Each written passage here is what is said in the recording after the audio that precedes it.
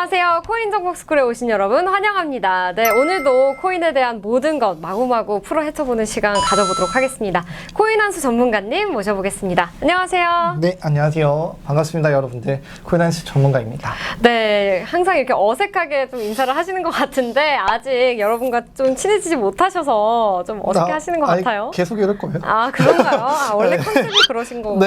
네, 컨셉. 네, 어쨌든 전문가님 저희가 저번 시간에 이제 암호화폐 시장 내부에서 어떻게 분류가 되는지 알아봤잖아요. 네네네. 그럼 오늘은 이제 암호화폐 시장의 외부에서 어떤 일들이 일어나고 있는지 네네네. 좀 알아보면 좋을 것 같아요. 네네, 맞습니다. 네. 그러면 단도직입적으로 바로 여쭤볼게요. 네, 단도직입적으로. 네, 바깥에서 무슨 일이 대체 일어나고 있는 건가요? 많이들 아시는 전쟁. 저희 한국과는 별 영향이 없다라고 생각을 하시겠지만 전쟁도 있고요. 그다음에 인플레이션, 금리 인상, FOMC 등등 저희가 신경 써야 될 부분들이 좀 많이 생겼어요. 최근에 들어서. 맞아요. 그것들을 좀 오늘 이번 시간에 좀 들여서 설명을 좀 드리려고 하고 있습니다. 사실 이 말씀해 주셨던 것들 중에 전쟁이라고 하는 건 많은 분들이 뉴스에서도 접하셨을 것 같아요. 네네. 네, 전쟁 최근 계속해서 이제 이어지고 있는 러시아와 우크라이나의 전쟁 때문에 이제 많은 경제 상황들이 좀 악화가 되고 있는 것 같아요. 그 시점으로 제가 봤을 때도 좀 주식이나 코인이나 여러 가지 이렇게 기울기 시작한 것 같은데 가장 이 전쟁의 큰 문제점은 바로 공급 부족이 아닐까 싶습니다. 이 공급 부족이 이제 우리나라에 또 우리나라뿐만 아니라 전 세계적으로 인플레이션, 스태그플레이션 여러 가지 플레이션들을 다 좀 가져온 안 좋은 원인이 아닐까 이런 생각이 드는데 네. 이런 전쟁이 암호화폐에 어떤 영향을 미칠까요? 네. 일단 네. 잘 설명을 해주셨고요. 당연 조사를 잘 하신 거겠죠. 아무래도 네. 잘 하신 걸 좀 칭찬을 드리고 일단은 이 전쟁이라는 이슈는 암호화폐 시장에 그 당시에는 큰 영향을 주진 않았겠지만 아마 이 암호화폐 시장이 글로벌 경제와 연결이 돼 있고 그러면은 이 전쟁이라는 것 자체가 이 글로벌 경제에 영향을 줄 것이고 그러면은 그게 이어져서 암호화폐까지 오는 모습을 좀 확인할 수 있을 것 같아요. 네. 그렇군요. 그러면 전쟁 말고 또 이제 인플레이션이 네. 또 우리 시장에 영향을 미칠 것 같은데 네네네. 어떤 영향을 미칠까요?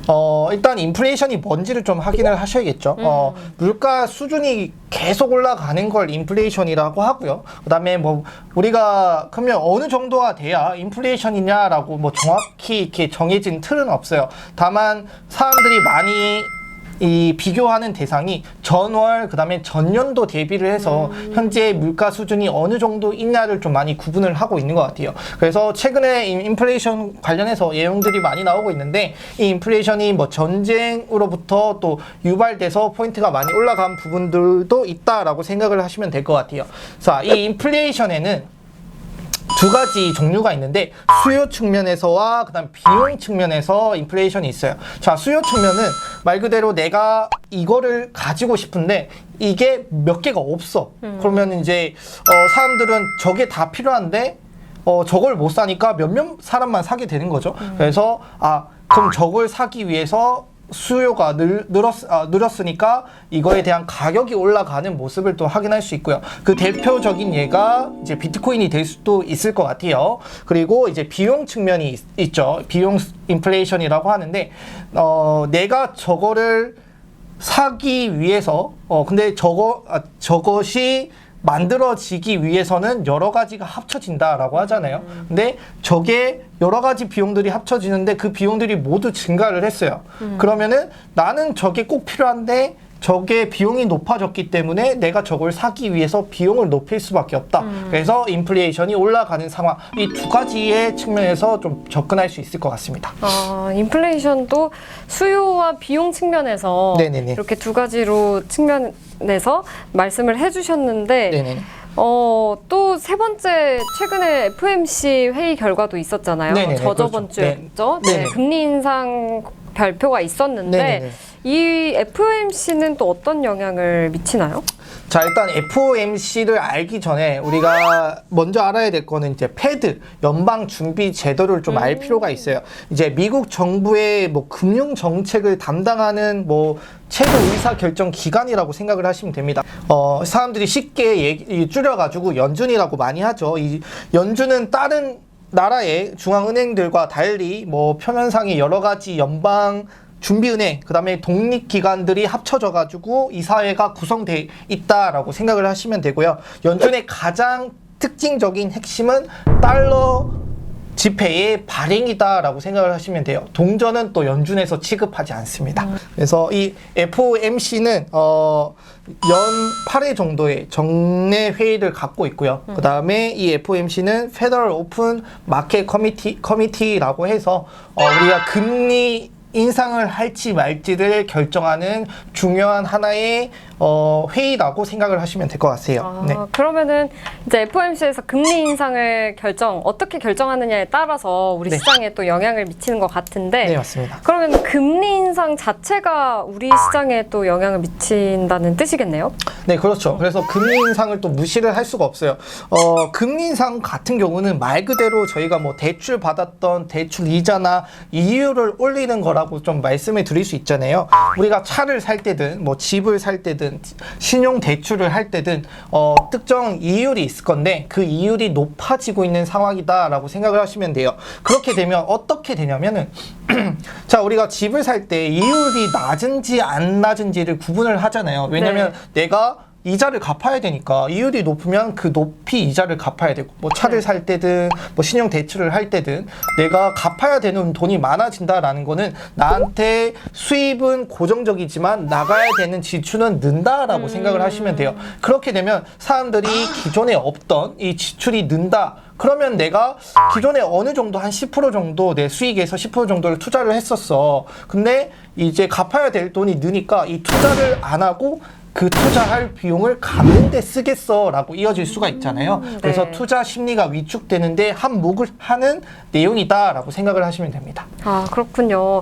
금리 인상뿐만 아니라 사실 다양한 경제 지표들이 있잖아요. 네네네네. 그 경제 지표들도 이제 우리 시장에 영향을 미칠 것 같은데 네네. 이거 어떤 종류가 있을까요? 주로 요즘 많이 보는 게 소비자 물가 지수랑 그다음에 고용 지표를 좀 많이 보고 있어요. 네. 사실 뭐 저희가 많이 신경을 안 썼죠. 뭐 남의 나라 소비자 물가 지수랑 남의 나라 고용 지표를 언제부터 저희가 신경을 썼다고 그럽니까? 맞아요. 근데 이 지표들이 FOMC에 또 반영이 되고 FOMC에 반영이 되면 뭐 금리 인상이 반영이 되고 그 다음에 이게 또 이어져서 인플레이션까지 가는 서로 연결된 부위이다 보니까 이제 사람들이 좀 많이 신경을 쓰고 있는 것 같아요. 그래서 뭐 소비자 물가 지수는 말 그대로 우리가 뭐 구입하는 상품이나 서비스의 가격 변동을 나타내는 지수라고 생각을 하시면 돼요. 우리가 처음에 뭐 커피를 살 때 5,000원이었는데 소비자 물가 지수가 올라가지고 인플레이션이 올라서 이게 이제 5,500원까지 올라갔다. 나는 내가 기존에 쓰던 5,000원보다 5,500원을 쓰니까 또 이것 또한 문제가 되겠죠. 그 다음에 지금 뭐 패드 입장에서는 고용 지표를 좀 많이 얘기를 하고 있어요. 네. 그래서 고용 지표, 이 고용 지표가 좋다라는 뜻은 경제가 잘 돌아가고 있다라는 뜻으로 확인할 수 있거든요. 경제가 나쁘면 실업률이 늘고 그다음에 정부 차원에서는 실업률이 늘었으니까 그 실업률 는 사람들에게 어떤 돈을 지급을 해요. 근데 그 돈을 지급을 한다라는 뜻이 또 정부 입장에서는 부담이 는다라는 뜻이잖아요. 그거를 줄일 수 있다. 그럼 경제가 잘 돌아간다. 이거를 또 같이 경제까지 연결되는 부분이라고 생각을 하시면 됩니다. 그렇군요. 이렇게 뭐 소비자 물가 지수, 고용 지표와 같은 주요 경제 지표들, 네. 또 인플레이션, FOMC, 금리 인상 이런 모든 것들이 어떻게 보면 하나로 연결되어 있다고 생각을 하시면 될 네네네. 것 같아요. 네. 그렇죠? 그리고 암호화폐 시장의 이제 전반적인 것들을 이렇게 알아봤습니다. 네. 사실 암호화폐 시장에만 적용되는 게 아니라 이러한 거시 경제는 모든 우리 경제 시장에 영향을 미치는 것 같고요. 네. 이런 부분을 체크하는 게 또 중요하겠죠. 너무 중요하죠. 네, 이런 부분을 체크를 해서 또 우리가 미래를 예측해서 투자를 하시거나 네네. 그런 뭔가 경제 관련 이슈들을 알아가실 때 좀 도움이 되셨으면 좋겠어요.